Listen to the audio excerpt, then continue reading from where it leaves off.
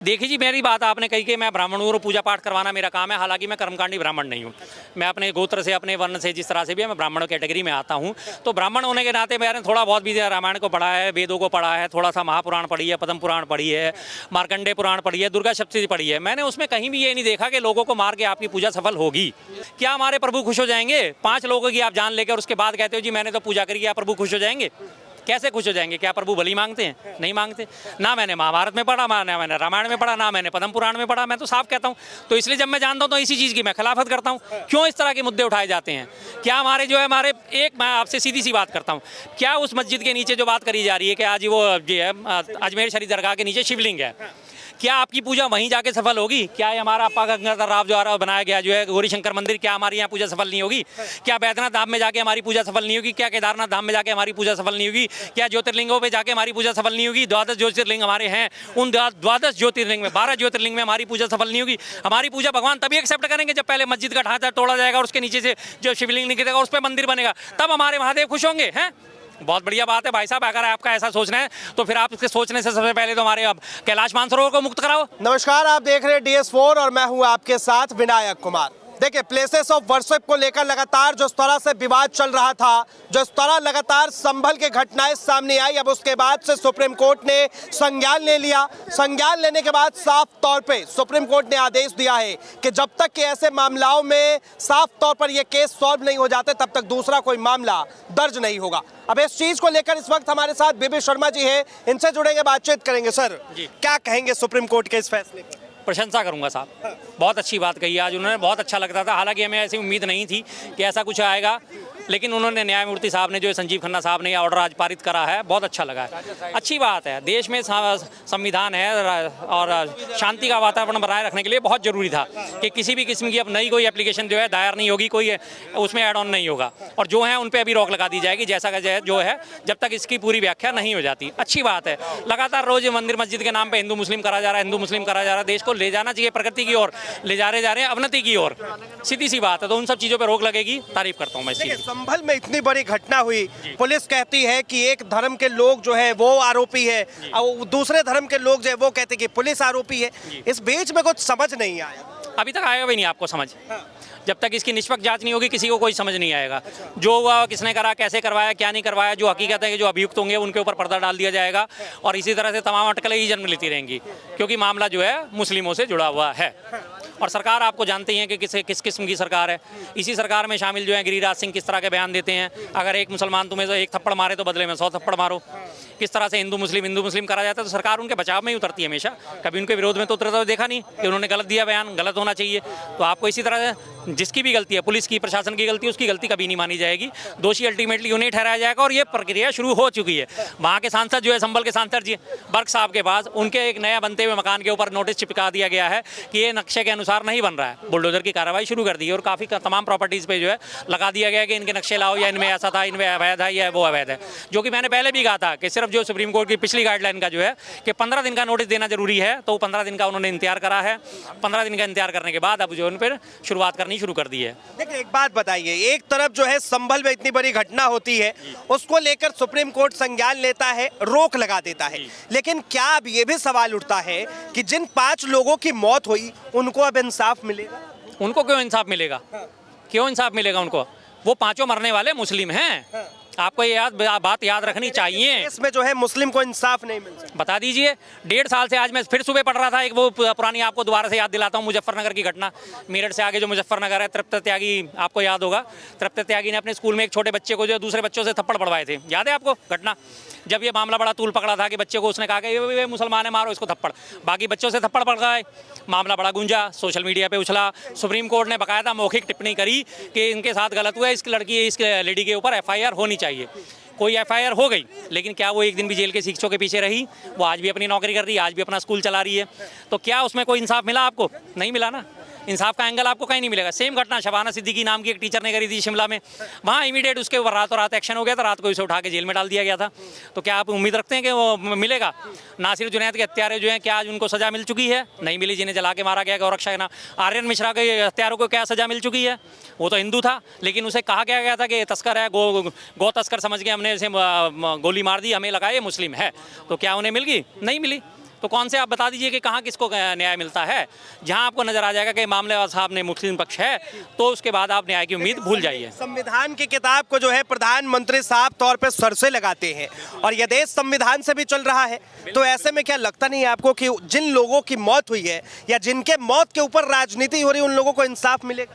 मैं कह तो रहा हूँ नहीं मिलेगा साहब, नहीं मिलेगा। आपने अभी तक देखा बहराइच में घटना हुई थी, बहराइच में हमारा राम गोपाल मिश्रा लड़का मारा गया था, उसको इंसाफ दिया सरकार ने। उसके बाद जाके उनके परिवार वालों को बुलाया, 10 लाख के मुआवजे की घोषणा करी और उसके बाद 10 लाख के मुआवजे की घोषणा करने के बाद उसमें आपको एक मकान देने का भी वादा करा गया, उसके परिवार को नौकरी देने का वादा करा गया।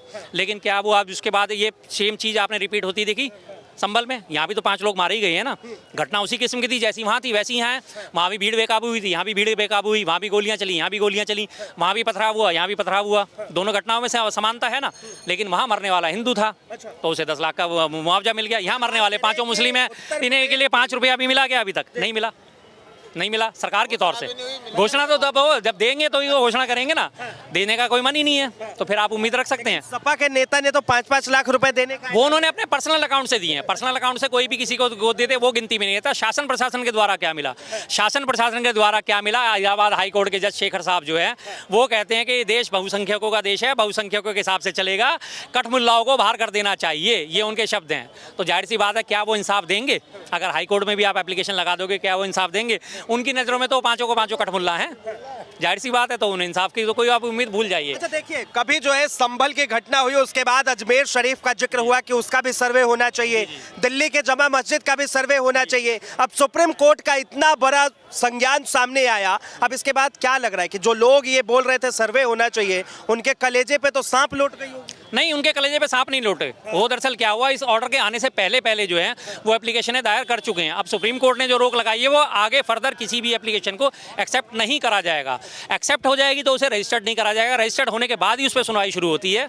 आप अगर आप चाहो तो आज भी जाके आप एप्लीकेशन तो दे सकते हो, लेकिन उस पर रजिस्ट्रेशन नहीं होगा उसका एप्लीकेशन का, और सुनवाई उस पर शुरू नहीं होगी। लेकिन जो पहले दाखिल हो चुके हैं उनके लिए फिलहाल रोक लगाई गई है कि जब तक इस मसले का मैं फैसला नहीं करते तब तक के लिए रोक लगाई गई है। तो कलेजे पे सांप तो खैर लौटेगा ही, जरूरी बात है और लौटना भी चाहिए, अच्छी बात है। देश में आप दंगा फसाद रोज करवाना चाहते हो, क्यों करवाना चाहते हो भाई साहब? इन्हीं सब चीज़ों को रोकने के लिए तो ये 1991 का वार्षिक एक्ट लाया गया था। भाई साहब, हम भूतकाल में नहीं जा सकते किसी भी किस्म से। आपके दादा परदादा हैं, वो किस किस्म से मारे गए, क्या आप उन्हें वापस ला सकते हो? चाहे वो डॉक्टर की लापरवाही से मारे गए, चाहे वो अपनी उम्र पूरी करके मारे गए, लेकिन आप नहीं ला सकते ना वापस। आप आगे फर्दर जो है अपने बच्चों का भविष्य सुरक्षित कर सकते हो, फर्दर देख सकते हो। भूतकाल में जाके कुछ भी नहीं बदल सकते आप, लेकिन आप भूतकाल की घटनाओं को आज 500 साल बाद जाके उठा रहे हो तो गलत चीज़ है ना। गले मुर्दे उखाड़ने में आपको क्या मिलेगा? मात्र कंकाल, फिर गलत चीज़ है ना ये। आप कह रहे पीछे नहीं जा सकते, तो फिर ये कौन लोग हैं जो मस्जिद के नीचे मंदिर ढूंढने का काम कर रहे हैं? जिनकी दुकानदारी ही इसी काम से चलती है, जिनका काम ही रोज़ सुबह शाम जो है हिंदू मुस्लिम करना है, ये उन लोगों को, और उन लोगों को सपोर्ट दी जा रही है बाकायदा अप्रत्यक्ष रूप से भाजपा के द्वारा, अप्रत्यक्ष रूप से, और कई जगह तो बाकायदा प्रत्यक्ष रूप से दी जाती है। अब तो खुली आम छूट है अब इन्हें। हमारे दिल्ली का ही आप उदाहरण ले लीजिए। दिल्ली में हमारे वो पटपरगंज विधानसभा क्षेत्र में एक विधायक नहीं, निगम पार्षद है, नेगी। वो आज की डेट में पूरी दिल्ली में वो अपने निगम पार्षद इलाके में अपने गंद मचाते घूम रहे हैं, झंडे लेटे हुए। हाँ भाई, तुम्हारा नाम क्या है? अजय नाम है। अरे तुम हिंदू हो तो ले ये झंडा लगाओ। हाँ भाई, तुम्हारा नाम क्या है? साहब मेरा नाम अब्दुल है। कहाँ लिखा है तूने अब्दुल? यहाँ लिखा होना चाहिए कि तू अब्दुल है, QR कोड में तो दूसरा नाम आ रहा है। तो ऐसे लोगों को है ना, प्रत्यक्ष रूप से उनको दे रखा है। क्यों भाई? किसी ने लिखना है, किसी ने नहीं लिखना, क्या मर्जी है किसी की? क्यों जबरदस्ती है क्या कोई किसी की? मैं नहीं करता अपना व्यापार अपने नाम से, मेरी मर्जी है। सुपर स्टोर, जनरल स्टोर, जब हम पहले भी इस बारे में कई बार बात कर चुके हैं, तो क्या ये जरूरी है? नहीं करते, लेकिन उन्हें प्रत्यक्ष रूप से उन्हें हासिल है ना बर्दाश्त। वो बाकायदा एक पुलिस वाला उनके साथ होता है। क्या एक निगम पार्षद के साथ पुलिस वाला जाना सही है? अब लोग डर जाते हैं, जो गरीब आदमी, ठेली वाले, रिक्शे वाले, रेडी वाले हैं, बेचारे क्या करें, दबना पड़ जाता है उन्हें। अब ये तुम्हारी दुकान है, मास्क की दुकान है, ये नहीं खुलेगी। क्यों नहीं खुलेगी साहब? क्योंकि नहीं, हमारे नवरात्रे आ रहे हैं। अरे जब आएंगे तब आएंगे ना, अभी से पहले से दुकान क्यों बंद करा रहे हो? तो प्रत्यक्ष रूप से उनको समर्थन हासिल है ना, और बीजेपी के निगम पार्षद हैं। तो इसी तरह से तमाम देश में उन्हें दी जाती है। टी राजा हुआ, टाइगर राजा हुआ, या आपके यति नरसिंह आनंद हुआ, खुल के बयानबाजी करते हैं। क्या उनके मुंह पे लगाम लगाई जाती है? नहीं लगाई जाती। प्रज्ञा ठाकुर जो अपने आप को साध्वी कहती है, चाकू छुरियाँ तेज करके घर में रख लो, कभी भी इनकी ज़रूरत पड़ सकती है, क्या उसके ऊपर लगाम लगाई जाती है? बस एक कभी कभार आ जाता है, मैं इन्हें दिल से माफ़ नहीं कर पाऊंगा, लेकिन एक्शन कोई नहीं होगा। तो साफ साफ खुली छूट है। आप हिंदू मुस्लिम का नाम लेके जितनी मर्जी आप अपनी दुकानदारी चला दीजिए, खूब कहेंगे लोग, साफ कहेंगे। देखिए, आप ब्राह्मण भी है, ठीक है। अब ब्राह्मण होने के साथ आपका काम है कि पूजा पाठ भी करवाना। एक बात कह रहा हूँ, एक बात बताइए, तो आप क्यों नहीं मस्जिद के नीचे शिवलिंग ढूंढ रहे हैं? देखिए जी, मेरी बात आपने कही कि मैं ब्राह्मण हूँ और पूजा पाठ करवाना मेरा काम है, हालांकि मैं कर्मकांडी ब्राह्मण नहीं हूँ। मैं अपने गोत्र से, अपने वर्ण से, जिस तरह से भी है, मैं ब्राह्मण कैटेगरी में आता हूँ। तो ब्राह्मण होने के नाते मैंने थोड़ा बहुत भी रामायण को पढ़ा है, वेदों को पढ़ा है, थोड़ा सा महापुराण पढ़ी है, पद्म पुराण पढ़ी है, मार्कंडेय पुराण पढ़ी है, दुर्गा सप्तशती पढ़ी है। मैंने उसमें कहीं भी ये नहीं देखा कि लोगों को मार के आपकी पूजा सफल होगी। क्या हमारे प्रभु खुश हो जाएंगे? 5 लोगों की आप जान लेकर उसके बाद कहते हो जी मैंने तो पूजा करी, क्या प्रभु खुश हो जाएंगे? कैसे खुश हो जाएंगे? क्या प्रभु बलि मांगते हैं? नहीं मांगते। ना मैंने महाभारत में पढ़ा, ना मैंने रामायण में पढ़ा, ना मैंने पद्म पुराण में पढ़ा। मैं तो साफ कहता हूँ। तो इसलिए जब मैं जानता हूँ तो इसी चीज़ की मैं खिलाफत करता हूँ। क्यों इस तरह के मुद्दे उठाए जाते हैं? क्या हमारे जो है मैं आपसे सीधी सी बात करता हूँ, क्या उस मस्जिद के नीचे जो बात करी जा रही है कि आज वो जो है अजमेर शरीफ दरगाह के नीचे शिवलिंग है, क्या आपकी पूजा वहीं जाके सफल होगी? क्या ये हमारा अप्पा गंगाधर राव द्वारा बनाया गया जो है गौरी शंकर मंदिर, क्या हमारी यहाँ पूजा सफल नहीं होगी? क्या बैद्यनाथ धाम में जाके हमारी पूजा सफल नहीं होगी? क्या केदारनाथ धाम में जाके हमारी पूजा सफल नहीं होगी? क्या ज्योतिर्लिंगों पे जाके हमारी पूजा सफल नहीं होगी? 12 ज्योतिर्लिंग हमारे हैं, उन 12 ज्योतिर्लिंग में 12 ज्योतिर्लिंग में हमारी पूजा सफल नहीं होगी। हमारी पूजा भगवान तभी एक्सेप्ट करेंगे जब पहले मस्जिद का ढांचा तोड़ा जाएगा और उसके नीचे से जो शिवलिंग निकलेगा उस पर मंदिर बनेगा, तब हमारे महादेव खुश होंगे। हैं, बहुत बढ़िया बात है भाई साहब। अगर आपका ऐसा सोचना है तो फिर आप इसके सोचने से सबसे पहले तो हमारे अब कैलाश मानसरोवर को मुक्त कराओ। प्रधानमंत्री जी का जोर कहाँ चलता है? सिर्फ अपने देश के लोगों पे, जो बेचारे पहले से पहले गरीब है, रोजी रोटी में उन्हें कमाने से फुर्सत नहीं है, उनके ऊपर जोर चलेगा। लेकिन जिसके ऊपर जोर चलाना है, आपने देख लीजिए किसी भी लड़ाई में क्या मुसलमानों का योगदान नहीं है, क्या सिखों का योगदान नहीं है, क्या हिंदुओं का योगदान नहीं है, क्या जैनियों का योगदान नहीं है। तमाम तरह के सैनिक भर्ती होते हैं, हर व्यक्ति देश के लिए लड़ता है। उस टाइम वो भूल जाता है कि मैं हिंदू हूँ, मुस्लिम हूँ, सिख हूँ, ईसाई हूँ, कोई नहीं। उसे सिर्फ ये याद रहता है भारत माता, सिर्फ भारत माता। सिर्फ के अंदर हिंदू मुस्लिम क्यों? देश के अंदर हिंदू मुस्लिम इसलिए क्योंकि इन्होंने अपनी रोटी सेकनी है। एक मजे की बात और है सर, इसमें ये बीजेपी वाले और जितने भी जो पार्टियां हैं, ये लोग बीजेपी के समर्थन वाले ये कहते हैं कि बांग्लादेश में, पाकिस्तान में जो हिंदू अल्पसंख्यक है वो खतरे में, और यहाँ पर हम बहुसंख्यक 80 करोड़ नहीं 100 करोड़ से ज़्यादा लोग हैं, वो हम यहाँ खतरे में हैं। कितना कमाल है। वहाँ भी हिंदू खतरे में है, वो अल्पसंख्यक है, यहाँ हम बहुसंख्यक है, फिर भी हम हिंदू खतरे में। ये कैसा चमत्कार है भाई? कोई बताए ना, कोई बीजेपी वाले बताए ना। बस इनका एजेंडा है कि किसी तरीके से हिंदू मुसलमान करते रहो, लड़ाते रहो। इन्होंने राम मंदिर जैसे तैसे सुप्रीम कोर्ट के द्वारा आदेश कर पारित करवा के बनवा तो लिया। अब ये सोच रहे हैं कि सब मुद्दा देश के जो हिंदू है, जो देश के हिंदू है, वो राम मंदिर बनवाने के बाद खुश क्यों नहीं है? क्यों बार बार जो है कभी अजमेर शरीफ का नाम आता है, कभी जमा मस्जिद का नाम आता है? सर ये सारे लोग मिलकर थोड़ी कर रहे हैं, बीजेपी वाले कर रहे हैं। उनको मुद्दा चाहिए। राम मंदिर बनने के बाद वो सोच रहे हैं कि नया मुद्दा क्या लाएं, तो उन्होंने ये प्लानिंग तो शायद पहले से कर रखी होगी कि भाई अब किस तरीके से इस मुद्दे को चलाना है। तो अब उन्होंने नया तरीका निकाला और बड़ा शानदार तरीका निकाला कि भाई मस्जिदों के नीचे जो है वो मंदिर ढूंढना शुरू कर दो। अरे यार, इसका मतलब आप इसको तो 2-4 साल नहीं 100-200 साल और चलाओगे। इसी तरीके से चलता रहेगा और हिंदू मुसलमान आपस में लड़ते रहेंगे और वोट जो है वो बीजेपी को मिलते रहेंगे। कितना कह रहे कि वोट बैंक की राज? बिल्कुल बिल्कुल। आप ये देखिए कि राम मंदिर का उद्घाटन, अधूरे राम मंदिर का उद्घाटन कब हुआ था? मार्च में। और हमारे चुनाव कब थे? मई जून में चुनाव थे। अप्रैल से शुरुआत हो गई और जून तक चले थे। इन्होंने उस चीज़ को खूब बुनाया, हमने राम मंदिर बनवा दिया, हमने राम मंदिर बनाया। इन्हें इसी बात पे उम्मीद थी कि हम 400 पार कर जाएंगे, इसीलिए इन्होंने नारा दिया 400 पार 400 पार, क्योंकि इन्हें लग रहा था कि श्री राम का जो मंदिर बनवाया वो हमारा बेड़ा पार कर देगा। अब लास्ट एंड फाइनल इन्हें रामायण सर्किट में ही हार का सामना करना पड़ा। जो अयोध्या में जो है वहाँ इनका सांसद नहीं जीत पाया, वहाँ से इनको हार का सामना करना पड़ा।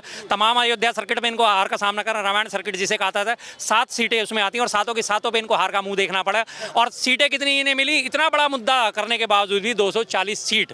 लेकिन जब तक राम मंदिर नहीं बना था, इन्होंने मुद्दा गरमा रखा था, तो इनको सीटें कितनी मिली थी? पहली बार में 282, दूसरी बार में 303। अब इन्होंने मुद्दे को सॉल्व कर दिया, राम मंदिर बन गया। अब इन्हें दिख गया कि मुद्दे को तो गरमाए रखना जरूरी है, मुद्दा सॉल्व कर दिया तो वोट ही नहीं मिलेंगे ना। तो वही हालत इनकी हुई, 240 सीट लेके अब ये घबरा गए। अब क्या करें? अब नया मुद्दा लेके आए, अब वही बार बार इन्होंने चलाना शुरू कर दिया। अयोध्या तो झांकी है, मथुरा काशी अभी बाकी है। अब ये लगातार उस मुद्दे को उछाले जाएंगे तो लोग फिर से सोच रहे हैं कि गोल बंद हो जाएंगे इनके पीछे। लेकिन लोग समझ चुके हैं इनके पीछे जाके सिर्फ मौत मिलती है, भुखमरी मिलती है, शिक्षा मिलती है, बेरोजगारी मिलती है और कुछ नहीं मिलता इसके अलावा। सीधी सी बात है। तो इसलिए लोगों का जो है इनसे मोह भंग होता जा रहा है लगातार। अब ये अपनी गद्दी को संभालने के चक्कर में लगे हुए हैं कि कैसे संभालें। जिस तरह से अब सुप्रीम कोर्ट का फैसला आया है, इसके बाद जो है अब लगातार विपक्ष की तरफ से कहा जा रहा है कि जिस भारत को गंगा जमुना की तहजीब कही जाती है वो उसी के तर्ज पे चलेगा और हमें विश्वास है कि सुप्रीम कोर्ट अच्छा फैसला। बिल्कुल जी, देना भी चाहिए। सुप्रीम कोर्ट को फैसला देना चाहिए। 1991 वर्षीप एक्ट जो था, जिसमें हमारे पिछले सीजेआई चंद्रचूड़ साहब ने उसमें एक लूप होल छोड़ दिया था कि कोई भी एप्लीकेशन दायर करी जाती है संरचना की प्रकृति पता करने के लिए। प्रकृति पता करने का मतलब ये है कि पहले ये क्या था।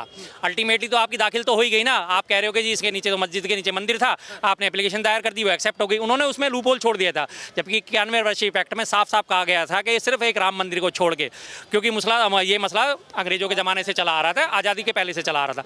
इसको छोड़ के कहीं भी कोई भी किसी भी किस्म की जो भी 1947 में जिसकी जैसी स्थिति थी वो स्थिति वैसी ही रहेगी।